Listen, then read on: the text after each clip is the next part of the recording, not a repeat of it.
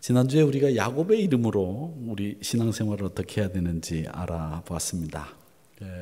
레아가 네 아들을 낳았다고 말씀드렸죠. 루벤 아들이다 보아라. 이제 둘째 아들은 시므온인데 그 말씀을 들어라. 그리고 셋째 아들이 레위인데 그와 연합하게 되리라. 넷째 아들 그러면 하나님을 찬양해라 유다. 그렇게 네 아들을 레아가 낳았다고 말씀을 드렸습니다. 그리고 이어서 단이라고 하는 아들이 태어나는데 판단이라고 하는 뜻을 가지고 있는 이름이다. 내가 주를 찬양하는 지경에 이르게 되면, 하나님을 찬양하게 되면 내 죄를 볼 수 있는 판단의 능력이 생긴다. 그래서 죄와 싸워야 된다. 납달리, 나만 싸우는 게 아니라 나를 돕는 중보자가 있다. 갓, 이것이 너를 행복하게 만들 것이다. 아셀, 그리고 그 행복한 영적 전투에서 승리하면 너는 가치 있는 신자가 된다. 이사갈, 그리고 주 안에 머물게 된다. 스불론, 그리고 하나님이 이 모든 것을 더하신다. 요셉, 나의 의로운 오른손이 된다. 베냐민.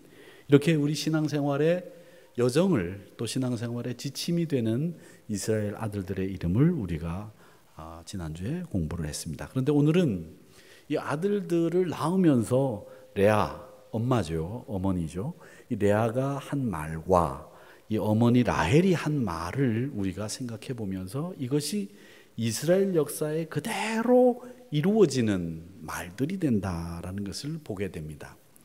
맨 처음 이제 르우벤이라고 하는 아들을 낳았을 때 레아가 뭐라고 얘기했는가 하면, 여호와께서 나의 괴로움을 돌보셨다, 이렇게 말씀을 하는데, 이건 야곱이 자기를 사랑하지 않는 까닭의 괴로운 심경을 표현한 말입니다. 그런데 이 말이 출애굽하기 전에 이스라엘 백성들이 애굽에 종살이 할 때의 그 괴로움, 고통을 부르짖는 이 말과 일맥상통하고 그대로 그 말씀이 이루어진다는 거죠. 이렇게 이 하나님은 우리의 고통을 돌보시고 지키시고 우리의 고통에 대해서 관심을 가지고 계시다라는 것을 보여주고 있습니다. 누가복음 7장 21절에도 보면 우리 주님은 질병과 고통과 및 악귀 들린 사람들을 많이 고치시고 또 보지 못하는 사람들을 보게 하셨다라고 하셨습니다. 우리 질병과 고통을 치유하시는 분이 우리 주님이신 줄 믿습니다. 그걸 믿을 때 치유의 역사와 고통이 사라지는 역사가 일어나는 줄 믿습니다. 믿어야 됩니다. 둘째로 시므온의 이름의 뜻이 들음이라고 말씀을 드렸는데, 이 아들을 낳고서는 레아가 뭐라고 얘기했는가 하면, 여호와께서 내가 사랑받지 못함을 들으셨으므로, 이렇게 이야기합니다. 이 말씀은 출애굽기 3장에 이스라엘 백성들이 고통 중에 집을 가져다가 벽돌을 구우면서 심한 혹독한 그 노동에 시달리는 모습을 하나님이 보시고 또 이스라엘 백성들이 하나님 앞에 부르짖는 그 장면이 그대로 이루어지는 말씀이 됩니다. 이 말씀은 우리의 고통을 듣고 계신 하나님이시고 우리의 상황을 전반적으로 다 이해하고 계시는 하나님을 우리에게 보여주고 있습니다. 세 번째 아들이 레위입니다. 이 레위는 세 번째 아들을 낳고 난 뒤에, 이 레위를 낳고 난 뒤에 레아가 뭐라고 얘기하느냐면, 야, 이제 내가 아들을 3명이나 낳았으니까 내 남편이 나를 이제 좋아하겠지, 나하고 같이 살겠지, 이런 뜻으로 내 남편이 지금부터 나와 연합하리이다, 이렇게 선언했습니다. 물론 그렇게 되지 않았죠. 그런데 이 말씀이 이스라엘이 애굽에서 나올 때에 10가지 재앙이 애굽에 떨어집니다. 그 10가지 재앙이 애굽에 떨어지는데 마지막 재앙이 뭐냐면 초태생과 장자가 죽는 재앙이었어요. 근데 그 재앙을 피할 수 있는 방법은 문설주에다가 양의 피를 바르면 죽음의 사자가 넘어가는 거예요. 그래서 그 죽음을 면하게 되는데, 이때 이스라엘이 하나님의 말씀에 절대 순종하면서 하나님과 연합하게 됩니다. 그러면서 이스라엘 사람들은 완벽하게 살아남죠. 여러분, 이렇게 이스라엘이 완벽하게 하나님의 말씀에 순종하면서 연합했습니다. 오늘날 우리 성도들도 마찬가지입니다. 여러분, 믿음이 성장하는 것, 어떻게 해야 믿음이 성장합니까? 믿음이 성장하기 위해서 굉장히 노력을 많이 하는 분들이 계세요. 기도도 많이 하고 성경도 많이 보고 헌신도 많이 하고. 그런데 여러분, 성경은 우리가 기도 많이 하고 뭐 말씀 많이 보고 헌신 많이 하는 거 좋습니다만은, 저는 그게 믿음 성장의 결과지 믿음을 일으키고 성장시키는데 그게 꼭 도움이 될까라는 생각을 할 때가 있습니다. 왜? 성경은 그렇게 가르치지 않기 때문이죠. 성경은 우리 믿음이 성장하는 데 있어서 어떤 방법으로 우리 믿음이 성장하는지를 분명하게 말씀하고 있습니다. 골로새서 2장 19절 말씀에 보면 온몸이 머리로 말미암아 마디와 힘줄로 공급함을 받고 연합하여 하나님이 자라게 하심으로 자라느니라, 이렇게 이야기하셨어요. 그러니까 머리이신 그리스도와 연합해야만 우리의 영향을, 신앙의 영향을 공급받고 믿음이 자란다고 성경은 분명하게 우리에게 가르치고 있다는 거예요. 여러분, 믿음이 자라시기를 원하신다면 그리스도와 연합하시기를 축원합니다. 그리스도와 연합하는 일, 이게 믿음이 성장하는 일이에요. 네 번째는 유다인데, 이 유다가 태어날 때 레아는 뭐라고 얘기했느냐면 내가 이제는 여호와를 찬송하리로다 했습니다. 여러분, 아들 셋을 낳고도 남편이 자기를 거들떠보지도 않는 거예요. 레위를 낳고 나면 그래도 남편이 나를 좋아할 줄 알았는데 안 그렇다는 거죠. 여전히 남편은 자기 여동생 라헬을 좋아합니다. 이런 상황에서 자기에게 힘을 더해주는 아들을 하나님이 낳게 해주셨으니까 이제는 아들이 4명이 됐어요. 여자분들이 아들 4명 정도 되면 천군만마를 얻은 거죠. 이제 남편 없어도 돼. 이제 막 까짓 거 말이야. 나는 여호와만 찬송하며 살 거야. 이렇게 얘기한 거예요. 득이만면해서 의기양양해서 이렇게 얘기한 거죠. 여호와만을 바라보고 여호와만을 찬양하며 살겠다. 근데 이 말씀이 어디에서 이루어지느냐 하면 이스라엘 자손이 애굽을 나와서 홍해를 건너가기 직전에 사면이 막혔어요. 앞에는 바다가 있죠. 뒤에는 애굽 군대가 쫓아오죠. 그런데 하나님이 홍해를 마른 땅처럼 건너게 하시거든요. 그 땅을 건너고 난 뒤에 이스라엘이 하나님을 찬양합니다. 출애굽기 15장 11절 말씀에 보면 여호와여, 신 가운데 여호와 하나님 같은 분이 누가 있겠습니까? 주와 같이 거룩함으로, 주와 같이 영광스럽고, 주와 같이 찬송받을 만한 위엄이 있는 기이한 일을 행하는 신이 누가 있습니까? 하나님 한 분밖에 없습니다. 이렇게 찬양을 하게 되는, 여호와를 노래하는 장면이 나옵니다. 이게 이 찬송을 하면서 하나님을 찬송하면서 살겠다고 하는 이 이야기가 그대로 홍해를 건너면서 이스라엘 백성의 입에서 터져나오는 찬양이 됐다라는 겁니다. 이 기념비적인 사건, 홍해를 건넌 사건을 시편 기자도 노래를 하고 있는데 106편에 보면 그들의 대적들은 물로 덮으셨습니다. 그들 중에 아무도 살아남지 못했습니다. 그들이 그의 말씀을 듣고 그를 찬양하는 노래를 홍해를 건넌 후에 불렀습니다. 이게 시편 106편에 나오는 노래입니다. 자신을 향한 하나님의 놀라운 구원을 노래한 거죠. 사랑하는 성도 여러분, 여러분의 입술에는 감사와 찬양이 항상 머물게 하시기를 축복합니다. 제가 이 찬양이라고 하는 것을 쭉 생각하면서 설교를 준비하다가, 이제 음악을 좋아해서 이제 운전을 하거나 어디 이동할 때 음악을 듣습니다. 근데 음악을 듣는데 이 찬양을 부른 그 가수들의 이렇게 노래를 들어보면 그 가수마다 찬양하는 똑같은 노래라도 다 음색이 다르고 감동이 달라요. 근데 제가 갑자기 이 설교를 준비하면서 우리는 하루에 찬양을 몇 번을 해야 될까 이런 생각을 했습니다. 여러분, 찬양을 하루에 몇 번 하십니까? 옛날에는 부흥강사 목사님들이 내게 쌀 씻는 기쁨 뭐 이러면서 쌀을 씻을 때에도 기뻐하면 찬양을 했다 뭐 이런, 기억나시죠? 안 나세요? 그런 거 했었는데 예전에 부흥강사 목사님들이 그래서 내게 빨래하는 기쁨, 요즘 빨래 안 하잖아요. 세탁기가 돌리잖아. 내게 스위치 누르는 기쁨, 이렇게. 성경에 보니까 시편 119편 164절에 그런 말씀이 나와요. 제가 읽어보겠습니다. 주의 의로운 규례들로 말미암아 내가 하루 7번씩 주를 찬양하나이다. 시편 기자는 하루에 몇 번씩? 7번씩 주를 찬양했다고 했습니다. 그렇다면 우리도 7번씩은 적어도 찬양해야 되지 않을까, 이런 생각을 해봤다는 거죠. 여러분 7번 이상 더 하셔도 좋고요. 7번이 뭐 여러분들에게 채워줄 수 있는 시간이 아니라고 하더라도 상관이 없습니다만은 그렇게 찬양을 불러야 된다는 겁니다. 어떤 목사님이 그런 얘기 하시더라고요. 찬송가 585장이 내 주는 강한 성이요 방패와 병기 되시니. 근데 그 찬송에 이런 가사가 있습니다. 이 장수 누군가 주 예수 그리스도 만군의 주로다 있잖아요. 근데 그 목사님이 이렇게 보니까 어떤 집사님이 이 부분만 부르면 집사님이 피식 웃더래요. 그래서 하루는 불러서 물었답니다. 아니 왜 그 찬송을 부를 때 그 부분에 가서 그렇게 피식 웃냐고. 그러니까 이장수 누군가 할 때 시아버지 이름이 이장수예요 그러더래요.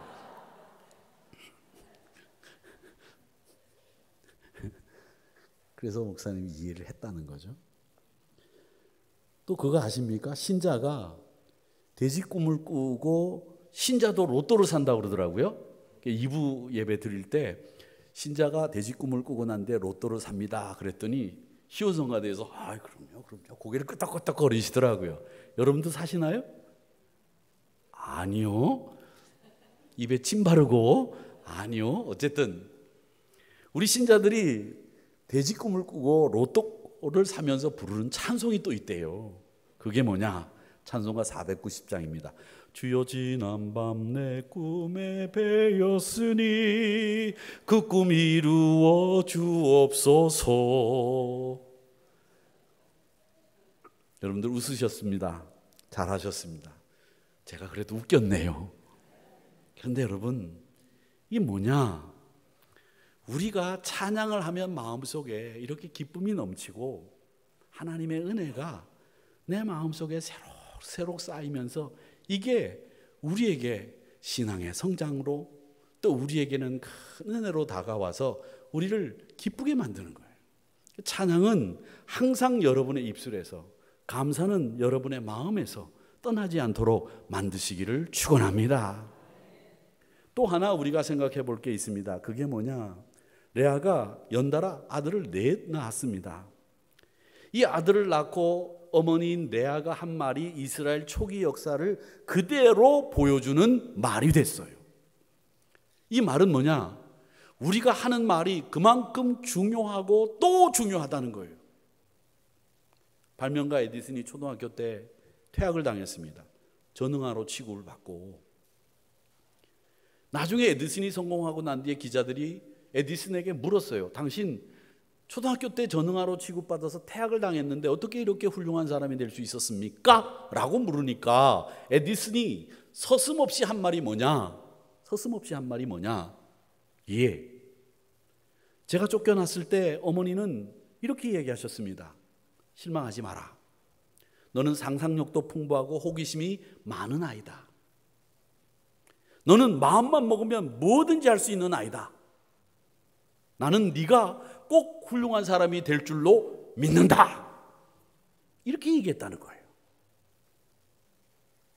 만약에 그 어머니가 아이고 이 바보야, 내가 너 그럴 줄 알았다. 내가 하는 말도 이해 못하고 너같이 지질 못난 내가 죄인이다. 아이고 이러면서 가슴을 쳤으면 에디슨이 나올 수 있었겠습니까? 여러분, 그 격려의 말이 에디슨을 만든 거예요. 그래서 제가 늘 말씀드리지만 한우리교회는 다음 세대가 잘 되고 자녀들이 잘 되는 교회가 되기를 바랍니다. 그렇게 기도합니다 라고 했을 때 여러분들이 하실 일은 뭐냐? 자녀들을 위해서 축복하고 또 축복하고 격려하고 또 격려하세요. 자식들에게 이 못난 놈아 이런 말도 하지 마세요. 이렇게 잘난 아들이 내 아들인 게 얼마나 자랑스러우세요. 이렇게 이쁜 딸이 내 딸이라는 게 얼마나 행복한 일인지 아십니까? 그 자식이 태어나서 나에게 준 기쁨이 얼마나 큰지 여러분 아시잖아요. 그 기쁨을 잊지 마세요. 그 아이가 자라면서 나에게 준 기쁨, 그것만으로도 하나님은 큰 선물을 여러분들에게 주신 거예요. 그렇기 때문에 우리가 이 자녀들을 축복하고 자녀들을 세우는 일에 여러분 소홀함이 없으셔야 됩니다. 우리가 엄청난 말을 많이 하고 살아요. 또 말을 많이 듣고 삽니다. 우리가 매일 말을 쉽게 하고 있기 때문에 그 말이 가지고 있는 영향력과 그 말이 가지고 있는 힘을 잊고 살 때가 있어요. 저는 이렇게 생각합니다. 말은 일종의 에너지를 가지고 있다고 생각해요. 에너지. 이 에너지 보존 법칙이라고 하는 것이 있는데, 이 에너지 보존 법칙에 의하면 우리가 한 말은 우주 어디에인가 꼭 있을 거라는 거예요. 그러면 그 말이 누구에인가 작용하고 누구인가 그 말이 영향력을 끼쳐서 그 말대로 되는 일이 일어나는 거예요. 그렇기 때문에 여러분, 말은 한마디 한마디 자식을 위해서 할 때는 그 말이 그 아이의 일생에 양탄자를 깔아주는 말을 하셔야 됩니다. 여러분들이 말을 하실 때 장애가 되는 말을 하면 안 됩니다. 그래서 물론 제가 조금 전에 말씀드린 에너지 보존의 법칙이나 이런 거 과학적으로 검증된 거 없어요. 근데 제 생각엔 그렇다는 거예요. 왜? 말을 한 대로 되는 것을 저는 너무나 많이 봤기 때문에, 믿음대로 되는 일을 너무나 많이 봤기 때문에 제가 여러분들에게 이렇게 말씀드리는 거예요. 그래서 말은 조심하고 또 조심해야 되고 좋은 말을 많이 해야 되는 이유가 여기에 있습니다. 몽고 속담에 보면 칼의 상처는 아물어도 말의 상처는 아물지 않는다고 그랬어요. 이왕이면 돈도 안 들고 세금도 안 되는 좋은 말이 많은데 이왕이면 좋은 말을 많이 하자는 거예요. 좋은 말. 에? 좋은 말. 와, 정말 이쁘네. 권사님, 어디서 그렇게 파마를 하셨어요? 뽀글뽀글뽀글. 한 달이 지나도 안 풀리겠네. 돈 아끼고 이쁘고 참 좋네. 얼마나 좋아요. 어디 가서 그렇게 뽀글뽀글 파마를 하셨어요? 그게 머리예요. 목소리도 말이지. 이왕이면 좋은 점 발견해서 칭찬해 주면 얼마나 좋아요. 세상이 얼마나 아름답겠어요. 그래서 제가 말씀드려요. 그리스도인들은 이왕이면 긍정적인 말, 이왕이면 밝은 말, 이왕이면 좋은 말 하시라는 거예요. 이왕이면 너그러우라는 거예요. 근데 그리스도인들이 더 너그럽지를 못해. 그리스도인들이 마음이 더 완악해. 그게 뭐 때문에 그런지 모르지만 자기가 지켜야 될 걸 안 지키면서 왜 남한테는 그렇게 완악하게 하고 왜 그렇게 말을 못되게 하고 그렇게 경색되어 있는지 모르겠어요. 좀 웃으면서 말하시고 인상 펴고 좀 말하시고 좀 너그럽게 허허 웃어주세요. 인상 팍 쓰고 앉아가지고 말이죠. 설교 들을 때도 웃으시는 권사님들 보면 기분이 확 좋아요. 그냥 이러고 앉아가지고 너 뭐 말 잘못하나? 이러기도 쉽지 않을 것 같아. 저는 제 적성에 그런 게 안 맞아요.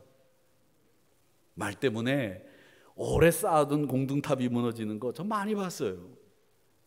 관계가 말 때문에 회복될 수 없는 지경으로 깨지는 거 많이 봤습니다. 그래서 성경은 혀를 다스릴 수 아는 사람이 지혜로운 사람이라고 했고요. 레아의 말이, 어머니가 아들이 태어나면서 한 말이 그 아들들이 이룬 나라의 앞날이 돼버리고 말았어요. 그러기에 항상 신자의 생활을 덕스럽게 만들어 가시기를 주님의 이름으로 축복합니다. 그리고 이제 라헬이 자기가 아이를 못 낳으니까 자기 몸종인 비라를 야곱의 방에 들라서 낳은 아들이 납달리와 단이에요. 이 단이 하나님이 내 억울함을 푸시고 호소를 들으셨다. 하나님이 판단하셨다. 그래서 판단이라는 뜻을 가지고 있는 이름의 뜻이고 내 억울함을 푸시고 호소를 들으셨다. 이렇게 얘기했어요. 그리고 납달리가 태어났을 때는 언니와 내가 경쟁해서 크게 이겼다. 근데 이 언니와 경쟁하여 크게 이겼다라고 하는 이 말이 어디에서 그대로 적용이 되느냐면 출애굽기 17장에 보면 이스라엘 백성들이 시내산을 들어가는 길에 아말렉이라고 하는 족속을 만나서 전쟁을 해요. 근데 그 전쟁을 할 때 이 이스라엘 백성들이 아말렉과 싸워서 이길 수가 없는데 모세가 손을 들고 기도를 하면 전쟁에서 이기고, 모세가 손을 내리면 전쟁에서 지는 거예요. 그때 그 역사가 그대로 언니와 경쟁하여 싸워 이겼다라고 하는 말이 그대로 이루어지게 되는 겁니다. 이 아말렉이라고 하는 것이, 이 족속이 제가 전에도 말씀드린 바 있지만 아주 비열한 친구들이에요. 왜? 전쟁을 하면 정규군과 정규군이 딱 맞닥뜨려서 선전포고를 하고 전쟁을 해야 되는 거예요. 그런데 이 친구들은 뒤로 가가지고 슬쩍 어린아이, 여자, 노인네, 몸 아픈 사람, 이런 사람들을 공격해가지고 화를 잔뜩 내게 한 다음에 전쟁을 벌이니까 아주 치사하기 이를 데 없는 친구들이 아말렉이라고 하는 친구들이었거든요. 그 사람들과 싸워서 이겨야 되는 전쟁인데 모세가 손을 들면 이겼고 손을 내리면 지는 이런 상황이 벌어지게 된 거죠. 이스라엘 백성들의 억울함, 그렇게 정규군을 상대하지 않고 약한 사람만 공격하면서 화를 돋구는 그 억울함을 풀어주시고 이기게 하신 그 역사가 이 납달리를 통해서 이루어지게 되는 겁니다.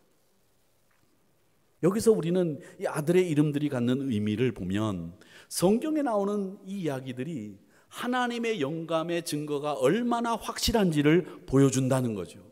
레아와 라헬이 무심코 내뱉은 말이었지만 그 말씀이 이스라엘이 하나님의 인도함을 받는 말씀이 되었고, 그 말씀을 그대로 성경에 기록해 둔 거예요.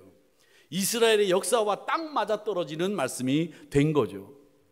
또 하나, 하나님의 말씀은 하찮은 것이나 무시할 것이 아무것도 없다는 겁니다. 1.1핵도 오류가 없을 뿐만 아니라 하나님의 말씀을 등한히 여기고 신경 쓰지 않아서는 안 되는 말씀들이라는 거죠. 어느 하나 무가치한 말씀이 없고 다 가치 있고 능력 있는 말씀이라는 겁니다. 아들의 이름을 지으면서 그것이 이스라엘의 역사와 신앙인의 구원의 과정과 믿음의 여정을 그대로 보여주는 말씀이 된다는 걸 누가 알았겠습니까? 그리고 또 하나, 마지막으로 하나님의 통치와 다스림이 놀랍다는 거예요. 이름을 지어주는 가운데, 아이가 태어나서 내뱉는 말 가운데 하나님의 은혜와 복음이 임하면서 이스라엘의 역사가 됐다는 거예요. 알지 못하는 사이에 하나님의 인도함을 받았다는 거죠. 성경 말씀에 로마서 11장 36절 말씀을 보면 이는 만물이 주에게서 나오고 주로 말미암고 주에게로 돌아간다 그랬습니다. 주께로부터 와서 주께로 말미암아 주께로 다 돌아가게 돼 있는 게 이 세상의 원리다라는 거죠. 여기서 우리는 지금까지 사라, 리브가, 라헬, 레아, 이 여성들이 하나님의 방법이 아닌 인간의 방법을 쓰는 것을 계속 봤습니다.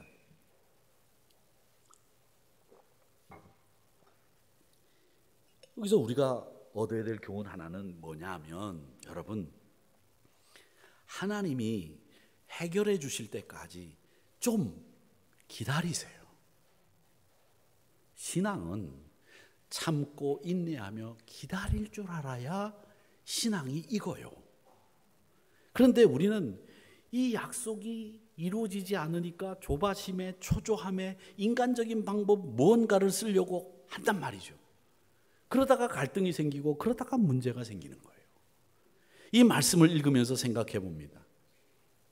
저는 이 말씀을 읽으면서 두 가지가 좀 약간 이상한 게, 야곱이 말이죠, 부인이 오늘 말씀에도 보면 이런 말씀이 나와요. 라헬이 이르되 내 여종 비라에게로 들어가라, 이렇게 남편에게 얘기해요. 그러면 야곱이 이렇게 얘기하죠. 여보, 나는 비라가 필요 없어. 당신만 있으면 돼. 내가 좋아하는 여자는 라헬, 당신밖에 없어. 그리고 비라를 물리쳐야죠. 그런데 4절에 보면 그의 시녀 비라를 남편에게 아내로 주매 야곱이 그에게로 들어갔더니, 왜 그렇게 여자 말을 잘 들어?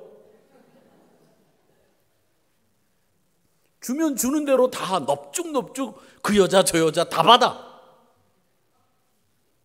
이상하지 않아요? 이야, 이 야곱이 참, 그래서 이건 좀 아닌 것 같은데 이런 생각이 들었고, 또 하나는 말씀을 보면 이 말씀이 약속의 말씀이잖아요. 그 약속의 말씀이라면 우리가 이 약속의 말씀이 이루어질 걸 믿고 기다려야 되는데, 이 말씀을 약속의 말씀으로 안 받고 자기가 이해하고 지식의 정도를 넓히는 말씀으로 받는 거예요.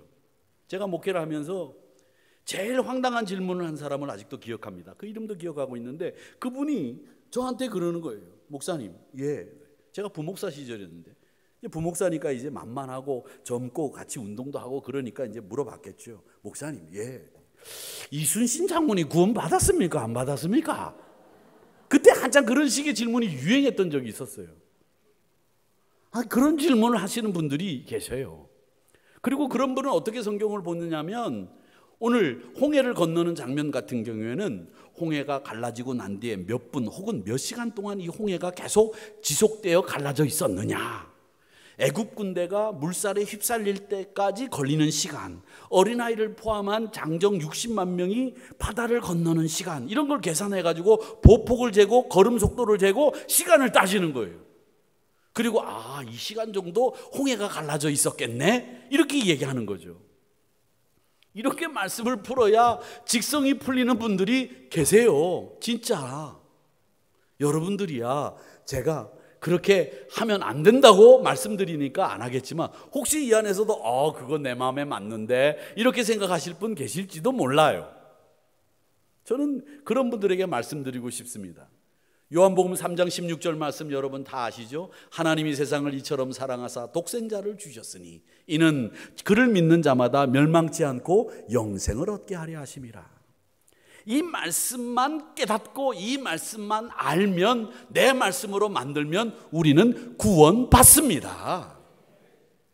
그 다른 성경 말씀 우리가 몰라도 이해 못해도 상관없어요. 그러니까 우리가 모든 것을 다 알려 하기보다는 우리가 구원받는 도리를 알고 깨달아야 되는 거, 이게 더 중요한 거예요. 그렇기 때문에 여러분, 성경을 읽을 때 지식의 넓이를 넓혀가려고 성경을 읽지 마시고, 성경은 여러분의 믿음을 늘려가기 위해서 읽으시기를 축원합니다. 믿음을 늘려가시는 거예요.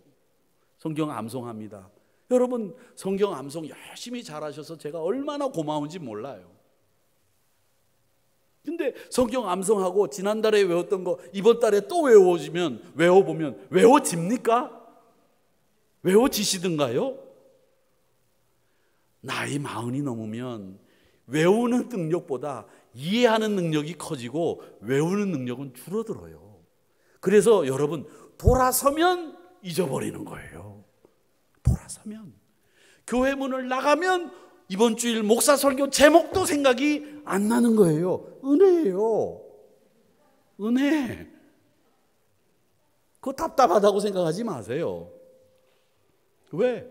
나는 자꾸 외우는 능력이 떨어지니까. 대신 나이가 들면 들수록 이해하는 이해 능력은 커지기 때문에 괜찮아요. 그런데 여러분, 그거보다 중요한 게 있습니다. 안 외워주셔도 좋습니다. 그런데 그렇게 외우는 가운데 여러분의 믿음의 길이와 넓이와 깊이가 늘어난다는 거예요. 깊어진다는 거예요. 높아진다는 거예요. 그걸 여러분은 아실 겁니다. 그러니까 그 말씀을 못 외워서 막 안절부절하면서 열심히 외웠던 그 말씀이 싹 다 잊어버려져도 여러분의 믿음의 넓이 깊이와 높이는 늘어나 있다는 거예요. 그러니까 염려하지 마세요. 그러니까 구원의 원리를 아는 이 말씀을 여러분이 확실하게 믿는다면, 그 말씀대로 살아간다면 여러분은 구원의 자녀, 믿음의 자녀인 것을 분명히 확신한다면 그렇게 살 줄로 믿습니다. 하나님은 하나님의 계획대로 방법대로 일하세요.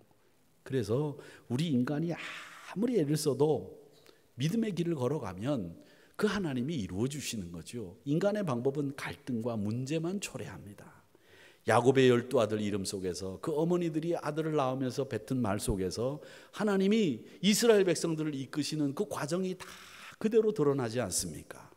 10월 한 달 파인넷 전도 축제를 선포했는데 우리 사랑하는 이웃들에게, 가족들에게 신앙인으로서 긍정적인 말, 영향력을 끼치는 말씀들을 많이 하시기를 바랍니다.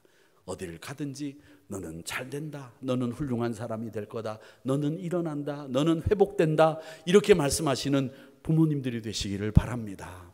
그리고 누구에게라도 그렇게 말할 때 그 말이 힘을 가지고 역사하게 된다는 거예요. 우리의 자녀들은 잘 된다. 이렇게 믿을 때에 하나님이 그대로 이루어 주실 줄로 믿습니다. 그 말씀이 사람을 바꾸고 그 말씀이 하나님의 섭리대로 우리를 인도하신다는 것을 기억하시면서 이 중추명절 끝자락에 복되고 행복한 시절로 또 주님의 이름을 찬양하며 보내는 좋은 시절이 되기를 주님의 이름으로 축원합니다.